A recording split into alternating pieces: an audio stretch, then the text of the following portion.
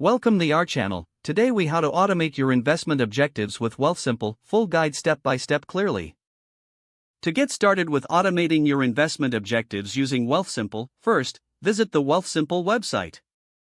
If you don't have an account, create one by clicking on the sign up button. Fill out the required personal information, including your name, email address, and a secure password. Once your account is created, verify your email address by checking your inbox for a confirmation email. Log into your Wealthsimple account using your newly created credentials. After logging in, you will be greeted with an onboarding questionnaire. This questionnaire is designed to understand your investment goals and risk tolerance. Answer each question honestly to get an investment plan tailored to your needs. Based on your responses, Wealthsimple will recommend an investment portfolio.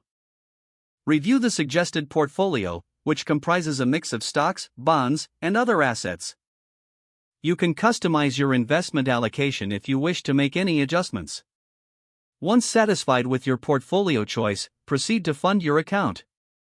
Link your bank account securely to transfer funds into your Wealthsimple account. Choose the amount you want to invest and confirm the transaction. Wealthsimple will automatically invest your money according to your chosen portfolio strategy. You can set up recurring contributions to automate your investments further. Simply navigate to the deposit settings within your account. Select the frequency of your investments, such as weekly, bi-weekly, or monthly. Confirm your settings and let Wealthsimple handle the rest. To monitor your investments, regularly check your Wealthsimple dashboard. You'll find insightful performance reports and updates directly in your account. Adjust your settings or portfolio as your financial goals change over time. That's it. You've successfully automated your investment objectives with Wealthsimple. If the page does not load, refresh the browser or try again in a private or incognito window.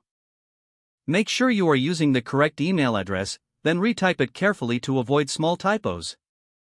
If your password is not accepted, use the reset option and create a new strong password you can remember. Check your spam folder for verification or security emails, then complete any requested confirmation steps. Don't forget to like this video and subscribe to our channel for more step-by-step tech guides.